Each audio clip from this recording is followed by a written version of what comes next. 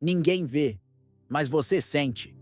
O boleto atrasado na gaveta não pesa só no papel, ele pesa na alma. Cada notificação no celular, cada ligação não atendida, cada lembrança do que falta. Não é só dívida, é vergonha, é culpa. É uma conversa silenciosa dentro da sua cabeça que nunca para, que te acusa, que te cobra, que te diminui. Marco Aurélio disse: você tem poder sobre sua mente, não sobre os eventos. Perceba isso e encontrará força. E essa talvez seja uma das maiores verdades esquecidas quando o caos bate à porta. Porque não é o valor em reais que nos destrói, é a forma como olhamos para ele. É o significado que damos. É a confusão entre circunstância financeira e identidade pessoal. A dívida externa, muitas vezes, apenas escancara a desordem interna que já vinha sendo silenciada. A fuga da realidade, o medo do confronto, a baixa autocompaixão. E tudo isso vai se acumulando até que sua mente se torna um campo de guerra onde não há paz nem trégua. Este vídeo não é sobre finanças, não é sobre como renegociar, aumentar renda ou cortar gastos.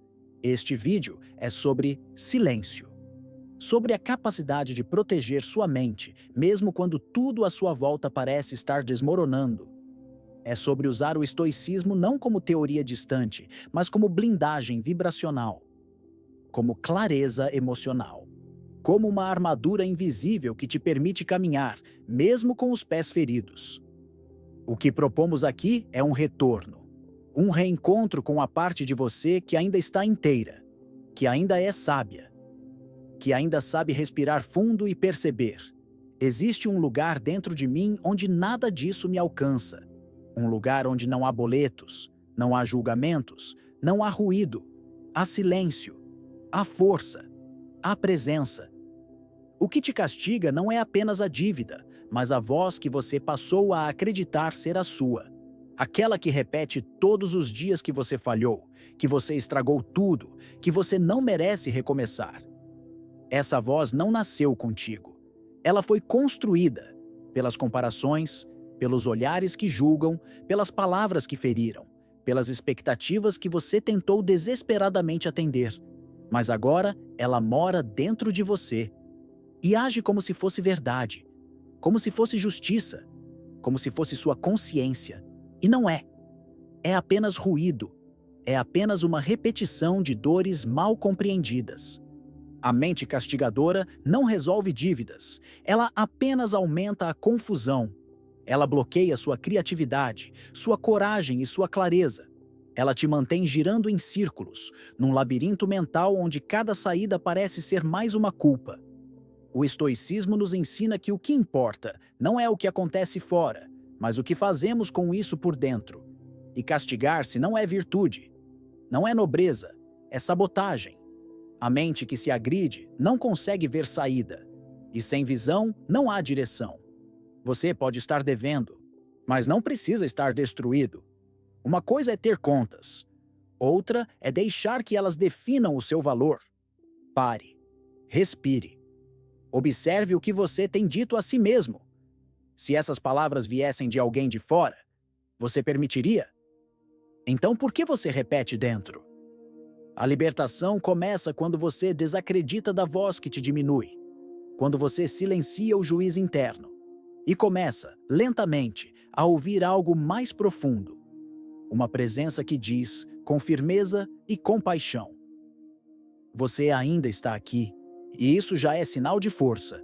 Quando a dívida chega, ela não atinge apenas o bolso, ela penetra o sistema nervoso e começa um ciclo silencioso, quase invisível, que esgota sua energia vital. O estresse constante ativa picos de cortisol.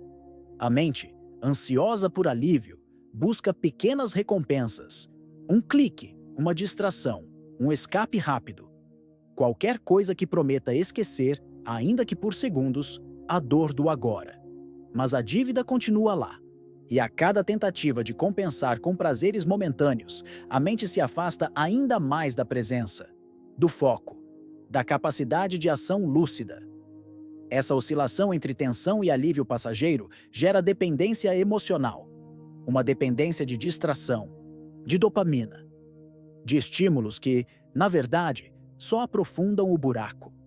O estoicismo ensina que o verdadeiro alívio não vem de fora. Ele vem da estabilidade interna, de cultivar serenidade mesmo quando o mundo ruge, de resistir ao impulso de fugir e, no lugar disso, permanecer inteiro dentro do próprio corpo. O caos financeiro pode ser real, mas o colapso emocional é opcional e começa a se desfazer quando você percebe que o ciclo da dívida não é apenas econômico, é também químico, vibracional, mental.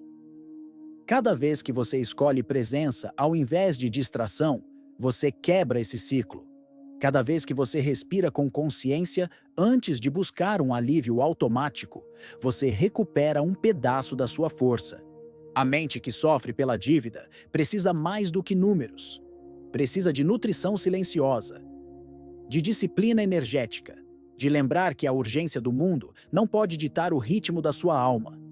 A dívida traz um peso que não aparece nos extratos bancários. Um tipo de vergonha que caminha devagar pelo corpo, ocupando o peito, apertando a garganta, silenciando a alma. Não é só a preocupação com valores a pagar. É o medo de ser julgado. É a sensação de fracasso. É o pensamento oculto de que você deveria ter feito melhor. Essa vergonha não grita, mas contamina.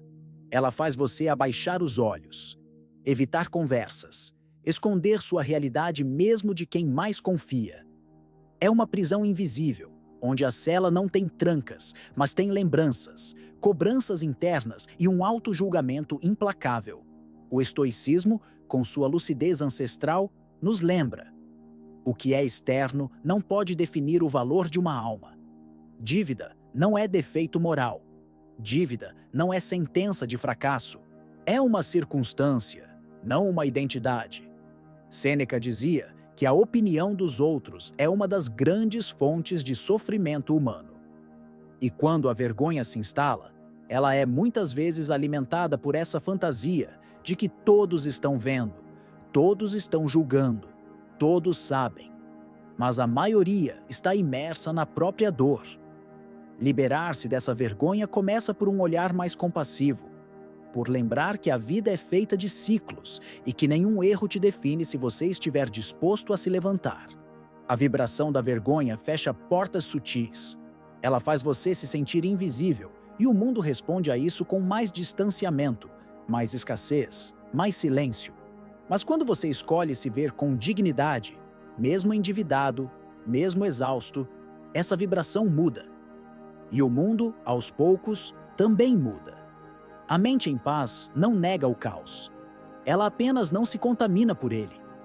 Quando as dívidas se acumulam, o primeiro território a ser invadido não é o bolso, é o pensamento. Cada número vira uma ameaça. Cada lembrança de cobrança se transforma em um ataque. A mente começa a se mover em círculos viciosos, tentando prever o pior, ensaiar explicações, imaginar cenários que quase nunca lá acontecem. E nesse processo, ela se torna seu próprio campo de batalha. Você começa a guerrear contra si mesmo, contra a culpa de ter chegado até aqui, contra a ansiedade do que ainda virá, contra a esperança que tenta renascer e é logo abafada por mais uma lembrança de tudo o que ainda falta resolver. Marco Aurélio, em suas meditações silenciosas, nos ensinava a separar as dores inevitáveis dos sofrimentos autoimpostos. A dívida pode ser um fato, mas a tortura mental é uma escolha. Muitas vezes inconsciente, mas ainda assim uma escolha. O estoicismo nos convida a um gesto simples, mas revolucionário. Separar o que está sob nosso controle daquilo que apenas precisa ser enfrentado. Há boletos que você não pode pagar hoje. Há contas que não se resolverão amanhã. Mas há também pensamentos que você pode deixar de alimentar agora. Quando você cessa o bombardeio interno, algo novo emerge. Espaço. Espaço para respirar. Espaço para perceber soluções que antes estavam encobertas pelo desespero. Espaço para recuperar o senso de direção. Não se trata de negar o problema, mas de parar de multiplicá-lo dentro de si. A mente não foi feita para ser trincheira. Ela foi feita para ser templo. E mesmo quando o mundo lá fora ruir, você pode escolher não ruir por dentro. Escolher esse silêncio não é fraqueza. É força em forma de lucidez. O desespero grita, faz barulho, acelera os batimentos, encurta a respiração, turva a visão. É uma urgência que consome. Uma voz interna que exige decisões imediatas, muitas vezes impensadas. Mas no fundo, você sabe, nenhuma saída verdadeira nasce do pânico. Nenhuma solução duradoura floresce sob o solo da aflição. O silêncio, por outro lado, é presença. É profundidade. É pausa entre dois pensamentos caóticos. É o espaço onde o essencial pode ser escutado sem a interferência dos medos que gritam. O silêncio não nega a realidade. Ele a observa de um lugar mais alto, de um lugar onde você deixa de ser apenas reativo e passa a ser responsivo. Na filosofia estoica, esse silêncio não é vazio, é escudo, é centro. É o que Marco Aurélio cultivava ao escrever suas meditações, mesmo em meio a batalhas reais. Ele compreendia que a guerra exterior só poderia ser vencida por quem já tivesse vencido a guerra interior. Há uma diferença sutil, mas vital, entre silêncio e omissão. O silêncio estoico não foge da responsabilidade. Ele se prepara para ela. Ele escolhe não se afogar na pressa, porque sabe que agir com consciência vale mais do que agir com velocidade. Se o mundo lá fora exige correria, cobrança, justificativas, você pode ser o contraste, a resistência vibracional, o ponto de quietude no meio do colapso. E dessa quietude brota algo raro: discernimento. E com discernimento nasce poder.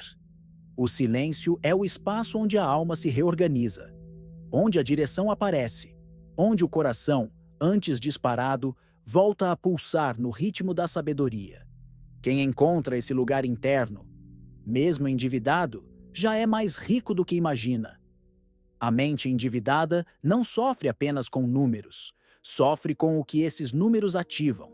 Uma confusão mental que, à primeira vista, parece apenas cansaço. Mas não é. É perda de direção. É a mente girando em círculos, consumida por pensamentos redundantes, como se a repetição mental fosse uma forma de controle. Mas não é. É uma forma de autossabotagem silenciosa. A dívida não tira apenas o dinheiro. Ela rouba a presença. Ela instala um nevoeiro nos olhos, um barulho de fundo na consciência. Tarefas simples tornam-se pesadas. Ideias claras viram fumaça. E no meio dessa névoa, perde-se o essencial, o foco. E sem foco, o caos se multiplica. O estoicismo oferece um antídoto antigo, mas atual: atenção plena. A capacidade de estar por inteiro no que se faz, mesmo que o mundo ao redor esteja desmoronando. Marco Aurélio escrevia para si mesmo, não para os outros, como um ato de reconexão com o que importava. Ele sabia: clareza não se busca fora, se cultiva dentro. Reconheça a sabotagem disfarçada que vem quando você pula de pensamento em pensamento sem nunca aterrissar em ação. Quando se ocupa demais, mas realiza de menos. Isso não é produtividade, é exaustão improdutiva. Foco é presença. É escolher, a cada instante, o que merece sua atenção. É resistir à tentação de resolver tudo agora, para poder resolver o que importa, no tempo certo. Quando a mente aprende a focar no que pode ser feito hoje, e só hoje, a realidade começa a mudar. O caos lá fora ainda existe, mas não manda mais em você. Porque agora, mesmo em dívida, você começa a ser senhor do seu próprio tempo interno. E isso, no mundo do excesso, já é um ato de poder silencioso. A urgência, quando nasce da consciência, é aliada. Mas quando nasce do desespero, vira sabotadora. Muitas vezes, a vontade de resolver tudo imediatamente não é força, é medo. É o impulso de quem não aguenta mais sentir o que está sentindo. E essa pressa, disfarçada de ação, esconde uma dor mais profunda, a de não saber como sustentar o próprio vazio. A mente em dívida quer respostas rápidas, quer alívio imediato. Mas o estoicismo nos ensina que o valor está na permanência, não na fuga. Epicteto dizia: nenhuma coisa grande é criada de repente. E isso inclui a reconstrução interna que a crise financeira exige. Quando se age apenas para calar o desconforto, não se resolve, se repete. A pressa gera decisões apressadas, movimentos sem direção, soluções temporárias que viram problemas maiores. O caminho estoico propõe outra via, a da presença deliberada, ação com raiz, escolhas que não nascem do medo, mas da clareza. Olhar para a própria dor sem tentar apagá-la de imediato é um exercício de coragem emocional. É isso que diferencia o impulsivo do sábio. Um se move pelo que dói, o outro pelo que importa. E essa diferença muda tudo. A armadilha da pressa é silenciosa, mas devastadora. Ela veste a máscara da eficiência, mas leva você direto para o mesmo lugar. Exaustão, frustração, recaída. O que precisa ser feito, será feito. Mas não no tempo do pânico, no tempo da consciência. Respire, sinta, escolha. E só então caminhe. Porque o passo que vem da presença sustenta muito mais do que a corrida que vem do medo. E mesmo que o mundo grite por urgência, dentro de você pode reinar a firmeza de quem age com propósito. Isso é força. Isso é estoicismo. Quando a mente adoece sob o peso das dívidas, o corpo sente primeiro. Antes mesmo da consciência captar, o corpo já está em alerta. Sono agitado, respiração curta, tensão acumulada nos ombros, dor de estômago que não tem explicação médica, apatia física. Cada sintoma é um sussurro do colapso interno que está em curso. O problema é que, diante da crise, a atenção se volta apenas para fora. Como pagar, como resolver, como escapar. E nesse processo, o corpo vira o último da fila. A alimentação é negligenciada. O descanso é interrompido por pensamentos circulares. O toque, o afeto, o movimento, tudo vai se perdendo. Mas o corpo é território sagrado. Ele é o campo onde toda emoção se manifesta. E a desconexão com ele é mais do que um descuido. É uma forma de abandono próprio. Sêneca dizia: a alma deve ter um corpo forte e preparado para obedecê-la. Marxism, mas como a alma pode comandar o que está adormecido de exaustão? No estoicismo, o corpo não é desprezado. Ele é instrumento da virtude, da presença, da disciplina. É no corpo que a mente encontra âncora. É pelo corpo que a lucidez volta. Um corpo negligenciado grita o que a mente finge não ouvir. E quando se reconecta com ele, algo muda. Não de fora para dentro, mas de dentro para fora. Comece pelo simples, pela respiração que você esqueceu, pela postura que caiu, pela água que não bebeu, pelo alongamento que nunca mais fez. Cada gesto é uma forma de dizer: eu ainda estou aqui. E esse ainda é o começo da cura. Você não precisa estar perfeito, precisa estar presente. Porque quando o corpo desperta, ele puxa a alma de volta. E a alma, uma vez reerguida, encontra forças onde antes só havia medo. Existe um ponto, bem no meio do caos, onde tudo parece desabar, mas algo em você se recusa a ir a colapsar. É o instante em que, mesmo esmagado por boletos, pressões e dúvidas, uma voz interior sussurra: observe. Essa é a consciência estoica. A capacidade de se tornar o observador da própria mente, mesmo quando ela está em chamas. Imagine por um momento que você é apenas um espectador. Você assiste sua própria vida, suas decisões, seus medos. Você não se julga, apenas observa. Há uma dívida, há um medo, há um desespero, mas há também você, silencioso, firme, não envolvido emocionalmente com a tempestade. Esse exercício não é fuga, é lucidez.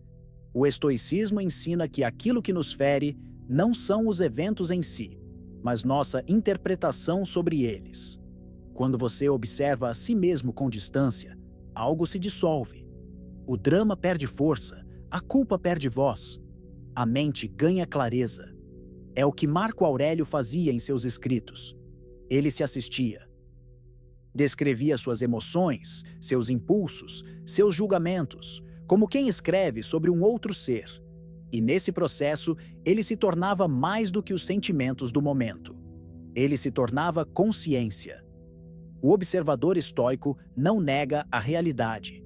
Ele a vê por inteiro, mas escolhe não ser arrastado. É um estado de presença firme, que olha para a dor com olhos calmos, que sente o impacto sem se confundir com ele, que permite que a mente respire, mesmo quando tudo sufoca. E talvez esse seja o seu ponto de virada, quando você perceber que não é a dívida, nem o medo, nem o colapso. Você é quem observa tudo isso passar e escolhe, a cada segundo, não perder a própria paz. Há um tipo de silêncio que não é ausência de som, mas presença de alma. Em tempos de dívida, cobranças e urgência, o mundo grita. Grita por pressa, por respostas, por dinheiro, por soluções que nem sempre existem no ritmo que se espera. Mas a mente estoica, mesmo sangrando por dentro, escolhe o silêncio. Não por fraqueza, mas por soberania. Porque enquanto o mundo exige barulho, provar, correr, explicar, você permanece inteiro, silencioso, respirando fundo, dizendo a si mesmo: isso não me define, isso passa, isso não é maior do que minha essência. Esse silêncio é resistência, é coragem, é maturidade vibracional diante de um sistema que condiciona valor ao saldo da conta, à performance, à aparência de controle. É o silêncio de quem já entendeu que a maior riqueza é a paz de não precisar convencer ninguém de nada, nem mesmo a si. Marco Aurélio meditava em silêncio nas madrugadas romanas. Sêneca escrevia cartas repletas de pausas entre as frases. Epicteto, sem posses, ensinava que o verdadeiro poder não está no que se tem, mas no que não se perde quando tudo some. E o que não se perde é o eixo. É a presença. É o silêncio que acolhe, entende e fortalece. Em um mundo em colapso, o silêncio de uma mente firme é uma revolução, um ato de nobreza interior, uma reprogramação vibracional. Ele não nega a realidade, mas escolhe qual parte dela merece sua energia. E nessa escolha, a paz volta, aos poucos, profunda, silenciosa e sua. Sêneca dizia: quem sofre antes do necessário, sofre mais do que o necessário. E essa frase precisa ser ouvida com o coração, não apenas com os ouvidos. Porque quando se vive sob dívidas, sob pressões externas, sob o peso invisível da escassez, é comum antecipar dores que ainda nem chegaram. A mente corre, se castiga, se acusa, se esgota. E tudo isso antes mesmo que algo concreto aconteça. Essa antecipação é um veneno silencioso. A dívida pode sim tirar o seu sono, provocar insônia, inquietação, ansiedade. Mas ela só rouba sua alma se você entregar. Só ocupa sua identidade se você se reduzir ao problema. E você não é a sua dívida. Não é o seu saldo negativo. Não é o boleto vencido. Você é a forma como enfrenta tudo isso. A presença que se mantém firme enquanto o mundo desaba ao redor. A verdadeira riqueza é vibracional. Está na serenidade que você cultiva, mesmo sem respostas imediatas. Está na clareza que escolhe preservar, mesmo sem ter todas as soluções. Está na autonomia emocional de quem entende que dignidade não é um número na conta, mas uma postura diante da vida. A mente em paz, essa sim, é o bem mais precioso, porque ela decide com lucidez, sente com profundidade e age com precisão. Ela não é iludida por promessas rápidas, nem se deixa afundar por cobranças externas. Ela observa, compreende, respira e segue. Não se trata de romantizar a escassez, mas de enfrentar a realidade com um espírito alinhado e não colapsado, com firmeza e não desespero, com fé na própria reconstrução, mesmo que tudo pareça perdido.